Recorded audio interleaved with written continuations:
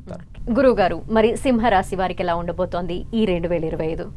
2025 సింహరాశి వారికి మంచి ఫలితాలే ఉన్నాయి కానివ్వండి, గత సంవత్సరంతో పోల్చితే మెరుగైన ఫలితాలని చెప్పచ్చు.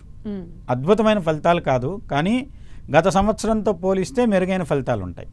తర్వాత వీళ్ళకి కొంత నిర్మాణ సంబంధమైనటువంటి కార్యక్రమాలు లేదు కొత్తదైనటువంటి ప్రణాళికలు ఏమైనా వేసుకున్నట్లయితే కొంత నడుస్తాయి కానివ్వండి, బాగా వేగంగా నడవు.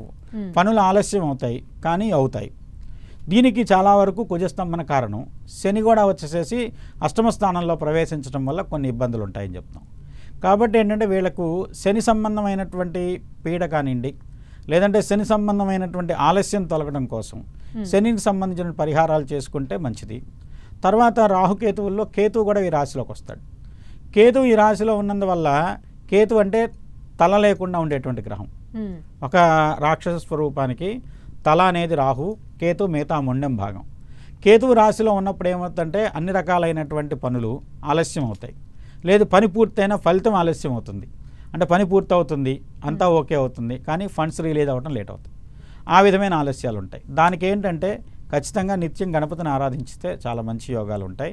అలానే ఏంటంటే వీళ్ళకి కొంతమంది వివాహ విషయంలో కొంత ఆలస్యం జరుగుతుంది. ఎవరైనా వివాహం కావాల్సిన వాళ్ళు ఉన్నా, ఉద్యోగ ప్రయత్నాలు త్వరగా నిర్ణయం తీసుకోండి. అంటే రెండో అర్ధ భాగం కంటే మొదటి 6 నెలలలోపు అయితే ఫలితాలు బాగుంటాయి. గురుడు లాభంలోకి వచ్చినా కూడా గురుడు శత్రుస్థానంలో ఉన్నందువల్ల, అష్టమాధిపతి అయినందువల్ల అంత అద్భుతమైనటువంటి యోగవంతమైన ఫలితాలు ఇవ్వటం లేదు. పెట్టుబడులు పెట్టడానికి అనుకూలమైన టైం. ఒక దాని మీద పెట్టుబడులు పెట్టి వేచి చూస్తే మంచి ఫలితాలు ఉంటాయి. అంటే స్పెక్యులేషన్ చేస్తారు. షార్ట్ టైం స్పెక్యులేషన్ కాకుండా లాంగ్ టర్మ్ స్పెక్యులేషన్ మీద ఇన్వెస్ట్ చేయండి, లాభదాయకంగా ఉంటుంది. దాంతోపాటు వీళ్ళు చేయాల్సింది వచ్చేసేసి ఓపిక కావాలి ముందు. అన్నిటికంటే కూడా ఏంటంటే ఇవాళ చేసాం రేపు ఫలితం రాలేదనకుండా కొంత వేచి చూస్తే మంచి రిజల్ట్ ఉంటుందని చెప్పి. వాళ్ళకి ఏమైనా పరిష్కార మార్గాలు ఉంటాయంటారా గురుగారు? ముఖ్యంగా వస్తే శనికి పరిహారం చేసుకోండి. శనికి సంబంధించింది నిత్యం ఆంజనేయ స్వామిని ఆరాధించండి. హనుమాన్ చాలీసా కానివ్వండి, లేకుంటే ఆంజనేయ స్వామికి సంబంధించినటువంటి ఆరాధనలు, మణిసూక్తపూర్వకమైనటువంటి ఆంజనేయ స్వామికి సంబంధించిన శాంతులు చేసుకుంటే అష్టమ శని సంబంధించిన బాధలు, అష్టమ రాహు సంబంధించిన దోషాలు తొలుగుతాయి.